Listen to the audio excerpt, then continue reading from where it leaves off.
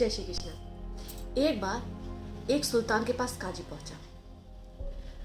काजी का धर्म आडंबर इतना ज्यादा था कि सुल्तान ने उसकी परीक्षा लेने की सोची, क्योंकि वो लोगों को बहुत बेवकूफ बनाता था। सुल्तान ने कहा कि अगर तुम मेरे सवालों के जवाब दे दोगे तो तुम्हें बहुत ऊंचा पद राज्यसभा में मिलेगा, और नहीं दे पाओगे तो मृत्युदंड। काजी ने पूछा कि महाराज सवाल क्या है। सुल्तान ने कहा कि मेरे सिर्फ 2 सवाल हैं।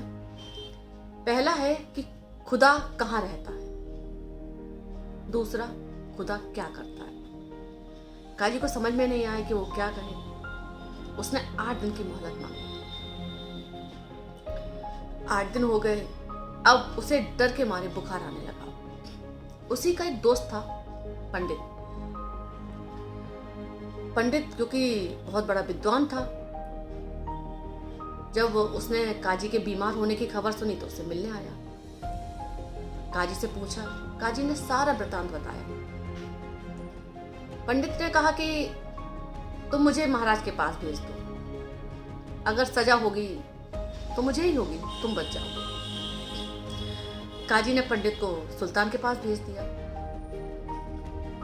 सुल्तान ने कहा, क्या तुम अपने दोस्त की जगह जवाब दे पाओगे? पंडित बोला कि महाराज, सवाल आपने पूछा है, जवाब मुझे देना है, क्योंकि गुरु का ओहदा शिष्य से ऊंचा होता है, इसलिए मेरे मुताबिक पहले मेरा आसन लगवाओ। सुल्तान ने उसे अच्छी सी पोशाक दी पहनने को, अपने से ऊंचा आसन गुरु को दिया और खुद नीचे बैठ गया सीढ़ियों के पास। पंडित ने कहा कि अब पूछो, क्या पूछते हो? सुल्तान ने कहा कि मेरा सवाल वही है, खुदा कहाँ है और वो क्या करता है। पंडित ने कहा कि थोड़ा दूध मंगवाओ। दूध आया।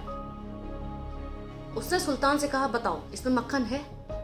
सुल्तान ने कहा, हाँ मक्खन है इसमें, दिखता है, दिखता नहीं है। इसी तरह जर्रे जर्रे में भगवान है, पर वो दिखता नहीं है। जब दूध को मथने के बाद मक्खन निकलता है, वैसे ही हृदय को मथने के बाद ईश्वर के दर्शन होते हैं। राजा बड़ा खुश हुआ। उसने कहा, मेरे दूसरे सवाल का जवाब, कि वो करता क्या है। पंडित बोला, अब काजी को बुलाओ। काजी को बुलाया गया। काजी को सुल्तान की जगह बैठने को कहा गया और सुल्तान को काजी के पास पैरों पे। बोले, महाराज भगवान यही करते हैं, रंक को राजा, काजी को सुल्तान और सुल्तान को काजी बना देते हैं। यानी कि वो परिवर्तन करते हैं।